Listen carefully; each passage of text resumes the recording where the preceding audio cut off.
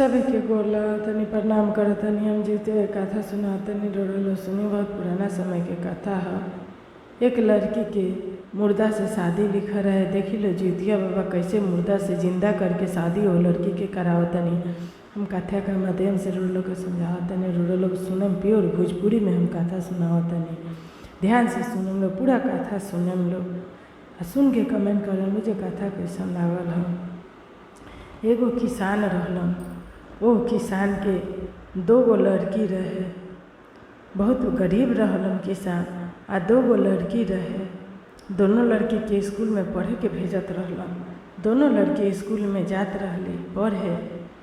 तो एगो में मास्टर रहलन, वो पंडित रहलन, बहुत जानकारी वाला रहलन पंडित जी। तो जैसे ये दोनों लड़की के देखलन तो एगो लड़की के बहुत भाग मने ऊंचा रहे, बहुत अच्छा घर में शादी लिखा रहे। एगो लड़किया के लिखा रहे मोल मुर्दा से शादी होके के। तो जौना के मोल मुर्दा से शादी होके के लिखा रहे वो पढ़े आवे। आ जौन ऊँचा घर में जाए के रहे वो पढ़े आवे। जब दोनों बहन जा सन स्कूल में तो देखते देखते वो मास्टर कहस का आव आ भागी, पर आ भागी, जो आ भागी। जौना के मुर्दा से शादी लिखा रहे, जौना के भाग अच्छा रहे ओकरा के कहस आव सुभागी, बैठ सुभागी, पर सुभागी, जो सुभागी। दोनों लड़की तो बड़ा गौर से सुनत रहली सन। 2 दिन 4 दिन सुनली सन। ओकरा बाद जब घरे गईली सन तो जाके कहली सन कि हे अम्मा एगो मास्टर बारन। जब देखेलन दीदिया के तो कहलन कि आव आ भागी, पर आ भागी, जो आ भागी। आ हमरा के कहलन कि आव सुभागी, पर सुभागी, जो सुभागी। हमने दोनों आदमी के ऐसे ऐसे कहेलन जब जाइले सन तो माई सुनली तो बड़ा माई खिसियली। आ वही बेरा लेके बिहान भैला दौड़ल गईली स्कूल में। आ जाके ढूका ला के सुनत रहली। जैसे लड़की गई लोग तब तक मास्टर कहत रहन कि आव आ भागी, पर आ भागी, जो आ भागी। आ छोटकी के कहत रह कि आव सुभागी, पर सुभागी, जो सुभागी। जैसे कहल माई सुनली बस दौड़ के जाके सामने खड़ा हो गई। आ कहली कि का ये मास्टर जी हमरा दोनों बेटी के रौरा 2 आँख काहे देखतनी? एगो के अभागी कहतनी, एगो के सुभागी कहतनी। ऐसे काहे रौरा हमरा बेटिन के नाम धर देले बानी? कितना खराब लागता सुन के।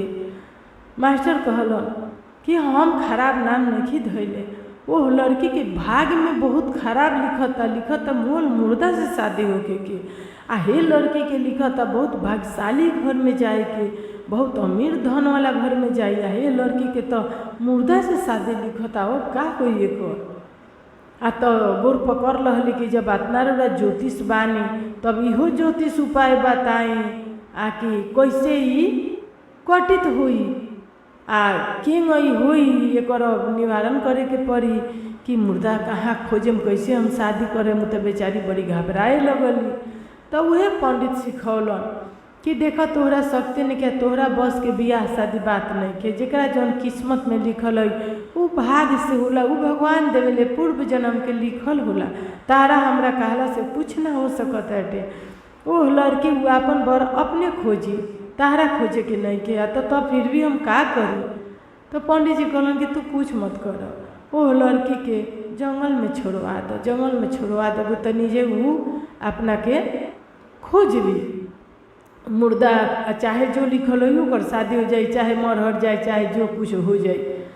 पंडित के कहल सुन रहली। या घरे वही बड़ा रोली गौली, बहुत रोली, मन मनौली। आ उहे बाबा कहलन जे तार मुअल मुर्दा से शादी कर लेहन, लेकिन वो फिर जिंदा हो जाई, जीवित हो जाई वो आदमी। तू जीवतिया बाबा के व्रत भी कर जे तारा बेटी पर पड़ी आके। तो जीवतिया करे लगली, दिल मानत नइखे। आ बेटा से अपना बेटी के जंगल में छोड़वावे के भेज देहली। बहाना कैली के बबुआ ले जा घुमावे का बहाने आ एकरा के बैठा दी हो।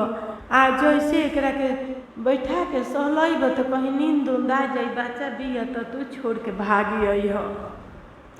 भाई तैयार ना हो तो फिर भी बड़ी माँ का कहला पर लेके उनका के चल दिहलन जंगल में। आ जीवतिया के व्रत करत रहली जे जीवतिया करम तो हमार बच्चा के जियत पति में हो जाई जौन मुर्दा से शादी लिखल बाटे।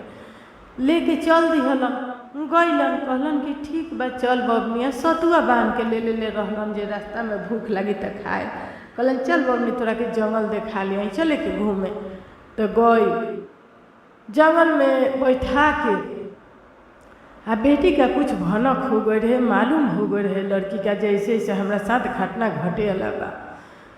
तो जंगल में ले गए बैठा के, जब चाहस लो ढीलवा मुड़िया पर सुता के हे रस, जब चाहस कि अब छोड़ के भागी तो गोरवा पकड़ के लड़किया रोए लगे कि भैया हो भैया तहरा दुआरी हम गोबर कार हम भैया तहार लड़का खिलाएम, लेकिन हमरा के जंगलवा में मत छोड़े भैया, हम कुंवारे तहार दुआरिया पर रह जाए, हम ना शादी ब्याह करे।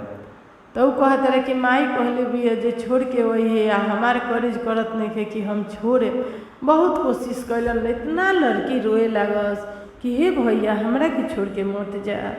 जब बढ़स तब दौड़ के उनकर चरण धले, कहे भैया हमरा के छोड़ के मत जा, हम शादी ना करब, हम कुंवारे तोहर दुआरी रह जाए, भाभी के लड़के खिलाए, हम तोहार काम करे, मांगन घर करे, भैया तू जौन कहब सब काज करब, हमरा के जंगल में मत छोड़, सब लोग के पेट भर जाइए, हमार पेट ना भरी भैया। बहुत ढकत रहे लड़की, बहुत रोत रहे। तो भाई के इतना ममता आयल, इतना ममता आयल कि भाई कहल कि चल जे कुछ होई हम तोरा के ना छोड़े। भाई लेके चल दहल करे, चल घरे चल, ना छोड़े, माई के बोले दे। लड़की के लेके चल दिए घरे।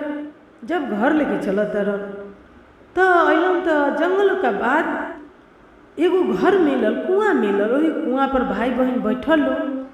कहलक लो जे बबनी बड़ा भूख लगल बा, सतुआ लियल बनी, आप सान के खाइल जा। कहलक कि ठीक बा भैया आओ खाइल जा।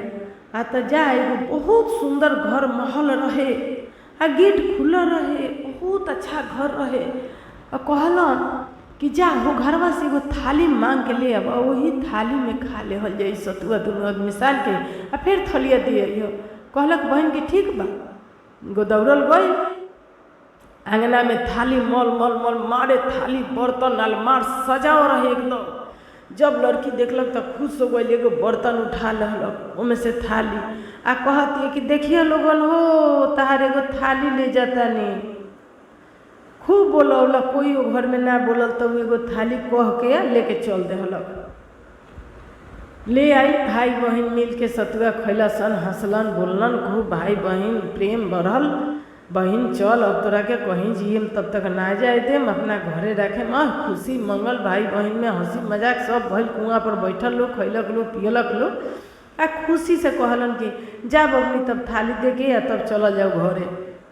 फिर बहन हबर हबर कुआं पर थाली धो लहली, धो के या थाली लेके चल दहली देवे के। जब थाली लेके उनका घर जा तरी देवे, तो फिर थाली जब रखत रही तो कहत रही कि देखा कोई बा घर में, निकला कोई बा घर में, कोई ना निकलल। तो कहत रही कि देखिए लोगन हो हम थाली रख के जाता नहीं, देखिए लोगन हो हम थाली रख के जाता नहीं, लेकिन कोई बाज बोलो घर में।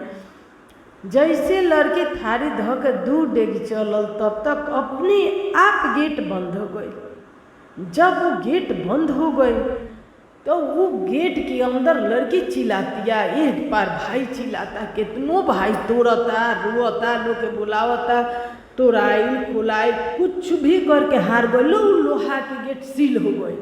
लड़की वो में कैद हो गई, निकलबे ना कैलक।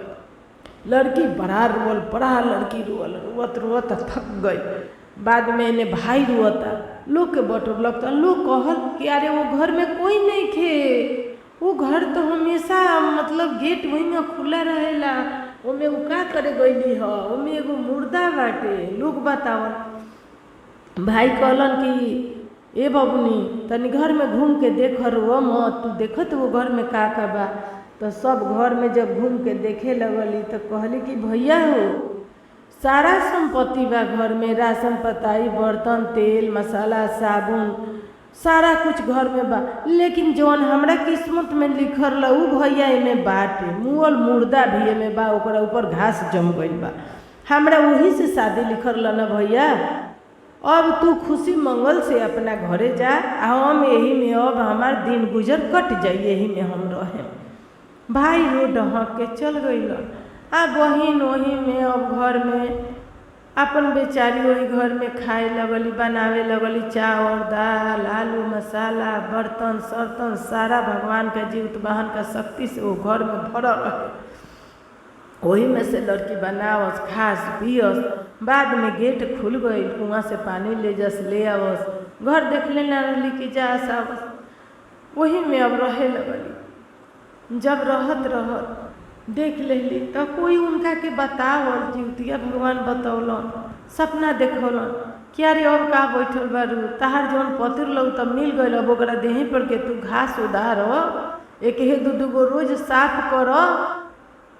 अब देखली तो इतना ना ज़्यादा ओकरा ऊपर घास जमा रहे कि एक दिन तो मुर्दा पर से घास उखाड़ला से ना होई, वो रोज 4 अंगुर घास उठावस ओजा घी मलस, खूब सुंदर चमड़ा हो जाओ। फिर अगला दिन 4 अंगुर घास नोचस ओजा घी व तेल लगावस, वो फिर आदमी जैसा खूब सुंदर बनत जा।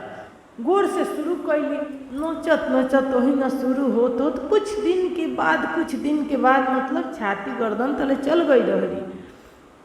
तब तक पहले समय में आवत रहा चेरिया बिकाए, एगो लौड़ी बिकाए आई तो बेचत रहे घूम घूम के। तो रानी कहली, ये लड़की बोली कि हम तो अकेले बानी, तो हमरा ये चिड़िया की तो बड़ा जरूरी बा। जब चिड़ियावा एगो कीन लेम तो और सब काम करी, हम राजा के जिंदा करे में लाग जाम, सेवा करे में। आज ना तो कल कहियो तो जिंदा भगवान करी हो न। तो एगो का कहली कि चिड़ियावा उनमें से कीन लहली आ अपने राजा का दिन रात वही एक हेगो दूब नोचस, एक करके दूब उठावस, औजा घी लगावस, अच्छा चमड़ा बनत जाए चमड़ा बनत जाए।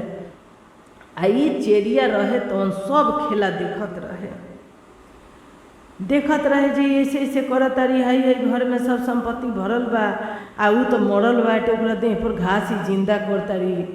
तो वही में देखत रहे। तभी तक एक दिन के बात है कि नहाए सभी जात रहे, तो का कहली कि गईली वो नहाए, सब लोग अपन नहा धोत रहे। तो कहले कि ये चिड़िया तनी जा, तनी जल्दी में हम नहाए चल जातानी, आ तू हमार कपड़ा लेके वही हो, हम जातानी नहाए। कहलक चिड़िया कि ठीक बा, काहे ना लेके आए। वो नहाए गईली। आई जौन चिड़िया लौड़ी बिया का कहले रहे कि देखत रहे तो ऊ तो बेचारी सब नोच देले रहली, आँखवा पर बाकी रहे, आँखवा ना नोचले रहली। आ जैसे ऊ नहाए गईली बस पट देना दोनों आँखवा के नोच दहलक घसवा।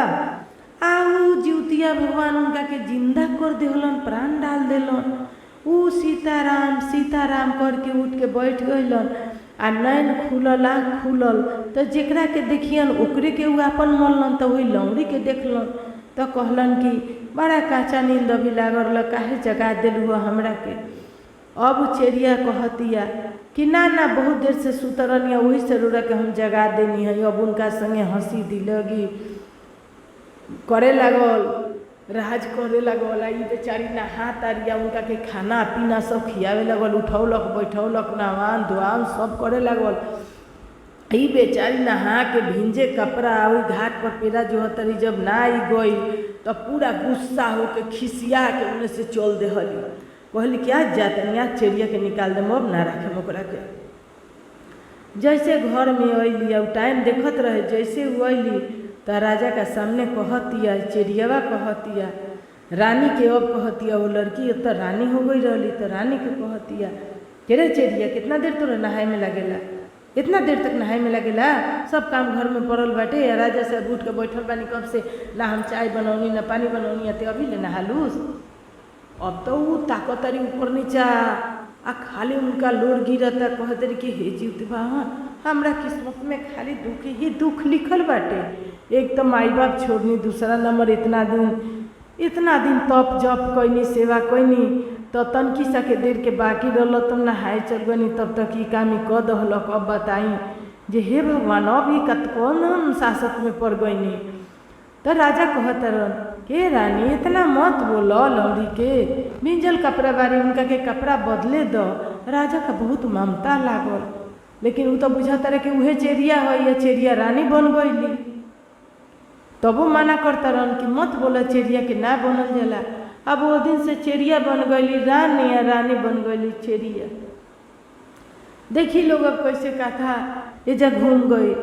अब बेचारी वो लगली का करे कि चेरिया आपन राजा के जौन जूठन काठन बच्चे उहे ले जाके रानी के दे आवे, कहे जे ये खाना खा। आ बाहर एगो रूम उनका खातिर कर दहल कोठरी में, कहलक वही में रही, घर में तुम मत ढुकी हो। अब तो वो रात दिन रोस कहस कि इतना सेवा कैनी, जब लास्ट समय भई तो हमरा से छिना गई, अब हम कैसे करी। फिर भी वही भगवान पर ध्यान धैले, जीत बहन दयाल पर ध्यान धैले, आ बड़ा तप क के रोअतारी डहकतारी, वहीं अपन ध्यान लगौले बारी, बाहर रूम में सुततारी। जब खानवा जूठा काठा बचे तो उनका के दे आवे चिड़ियावा रानी के जे लो खा लो। वो बेचारी का करस कि रात में उ सारा खाना के कहस कि हे धरती तू फाट है, लो हमारा मानत जइए खोजम तहिए तू दिखा दियो। धरती फाट जासा, वही में वो जूठन काठन डाल दे, आ चिटकी बजाओ, सीधा चिटकी बजाओ तो माया का बाजार लग जाओ। वही माया का बाजार में से जो मन कैलक तो खा ली, उल्टा चिटकी बजा देस तो माया के बाजार एकदम खत्म हो जाओ। जब रोज के इनकर ये काम रहे तो रात में जो पहाड़ा दिला लोग तो पहरुआ एगो सुन रहलन, इनकर चिटकी रात में इनका के चिटकी बजौली, बतियावत रहली। बाजार गनर गनर मेला लागो रहे, वही में लोग बोलता, खातारी पियतारी, लोग बा ओकरा से बोलतारी। तब कहता पहरुआ बिहान भइला कि हे राजा, हईरा और जौन चेरिया बिया उ कोई से फसल बिया। जब 12 रात बजता तो 12 रात बजता तो इमे खूब गनगन गनगन आवाज आवता, हल्ला होता, मेला खानी हल्ला होता, लोग का संगे बतियावतिया, हंसतिया, बोलतिया। तो राजा कहलन ऐसन बात मत बोलिए, हमार जौन चेरिया बिया ना वो चेरिया जैसन कहीं खोजले औरत ना मिली, बहुत सती सावित्री है, एकरा पर अक्षरंग मत लगाव। वो कहला कि ना ई बात हट, रौरा ध्यान से सुनी। राजा साहब रौरा के एक दिन हम ढुका ला के सुना देतानी। तो उनका से पहले जौन चेरिया रानी बन रहे वो ढुका लागल लेके राजा के। फिर 12 रात बजल तो वही में काम करे, रोज वही में करे, लेकिन राजा ढुका ना लगल। और राजा एक दिन के बात भइल कि जात लन 7 समुंदर ओह पार मेला कहीं धाम पर, तो पूछ लेलन जे तहरा का चाहिए रानी। तो जौन चेरिया रानी बन रहली उ चेरिया कहतारी कि हाँ हमरा के एगो दर्पण ले ले। मुँह समय में शीशा ऐनक के दर्पण बोलल जात रहल, तो कहली कि हमरा के दर्पण ले आए, काहे कि उ तो रहली चेरिया, तो ओकरा के उनका कोनो चीज से मतलब नहीं खे, सब श्रृंगार करके आ हर समय उस शीशवा में अपन रूपवा देखत रहस जे हम कैसन लागतानी। दिन रात उहे उनकर काम रहे। रानी सब करस। रानी से गले पूछे कि ये चेरिया तहरा का चाहिए। तो कहली कि हमरा कुछ ना चाहिए राजा साहब, रौरा जाई मेला आ तो ना कुछ चाहिए बताव। तो उ गली तो उ बतौली जे हमरा के एगो काठ के कठपुतरी ले ले आए। पहले के कठपुतरी बोलत रहल, आजकल के नइखे बोलत, पहले के बोलत रहल। तो कहली कि हमरा के काठ के पुतरी ले आए राजा साहब। राजा साहब सब बाजार गइलन तो कल हलन, सारा मेला में से सामान किन लेलन। अपना जौन चेरिया रानी बन रहली उनका के तो एगो शीशा ले अलन, दर्पण जो में अपन मुँह देखत रहियन, जौन करस दर्पण ही उनकर सब श्रृंगार गहना रहे, दर्पण मंगले रहली। आ जौन रानी बारी चेरिया के रूप धैले रहली, चेरिया बनौले रहे, उ कहली कि काठपुतरी चाहिए। अब राजा सब सामान किन लेलन, दर्पण किन लेलन, आ कठपुतरी भोर पर गई। जब कठपुतरी भोर पर गई आके सभे नाय पर चढ़ गई। बीच भावर में जब नाय आवत तो नाय चकोह मार के सब कोई के डुबावत हो जा।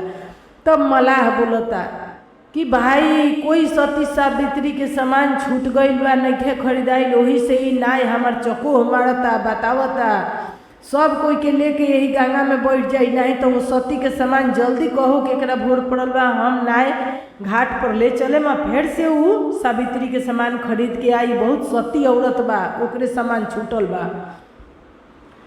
अब तो सब लोग याद पारे लगल। तब राजा कहलन कि ना नाय वाला जल्दी ले चल घाट पर, जौन हमार बिया चेरिया रानी चेरिया बिया उ सती ही ओकरे छूटल बा सामान, जल्दी ले चल याद लागल। जब उ कहलन तब नाई ऊपर आ गई, तराक के घाट पर आ गई, किनारा लागल। राजा गइलन कठपुतरी खरीद लेलन, खरीद के कठपुतरी लेके चल दिहलन। कठपुतरी लेके चलल, नाई पर बैठलन। अब सब लोग हंसे लागल, खुश हो गई। नाई एकदम डगमग करके पहले घाट पर आ गई, पार कर दहलक। राजा हंसत लेके दौड़त गए सब सामान घरे। तब पहले लेके गइलन अपना चेरिया का लगे जे ल ये चेरिया तू अपन कठपुतरी ल, तू बहुत सती बारू। तर रानी एने जौन चेरिया रानी बनर ले उ गुस्सा हो गई जे काहे चेरिया लगे गइलन, लेकिन उनकर सत उनका के टान लहलक। गइलन दे के चल अइलन, अपना मेहरारू लगे अइलन तो दर्पण देहल। आ दर्पण का कहली कि ले तू दिन में 100 हाली श्रृंगार करस, आ वही में अपन रूप देखस, श्रृंगार करस, अपन रूप के देखस कि हम कैसन लागतानी, ये राजा हम कैसन लागतानी, ये राजा साहब हम कैसन लागतानी। आ उ लेके अपन कठपुतरी के धऽ देले रहली। आ वही में माया के बाजार रात में लगा के आ कठपुतरी से रोज बात करस। ए कठपुतरी, तो कठपुतरी बोलस कि का राजा के धियरी, तो 7 बनिया हम डोलाई राज करे लौरी। तो कठपुतरी कहे कि चुप रह राजा के धियरी, 2-4 चेरिया के राज फिर तोहरे राज। ऐसा ही करके आ रोज कहत रहली। तब वो पहरुआ सुन के राजा से जोर लगा दलक झगड़ा जे राजा तहार चेरिया कोई के रखले बिया। तब राजा आउ जौन उनकर चेरिया रहे तौन दोनों ढुका लगली सन दुआरी पर, पहरुआ लेके ढुका लगौलक। जब आधा रात भइल तब कहले कि हे धरती फाट, धरती 2 फारा हो जास। आ वही में जौन जूठन देले रहे तौन कहस कि ले अमानत धरती हम मांगम तहिया दीह। आ वही में जूठा डाल देस आ चिटकी बजावस, सीधा चिटकी बजावस तो मेला लाग जा। आ खास पियस आ उल्टा चिटकी बजावस तो फिर मेला बिसर जा।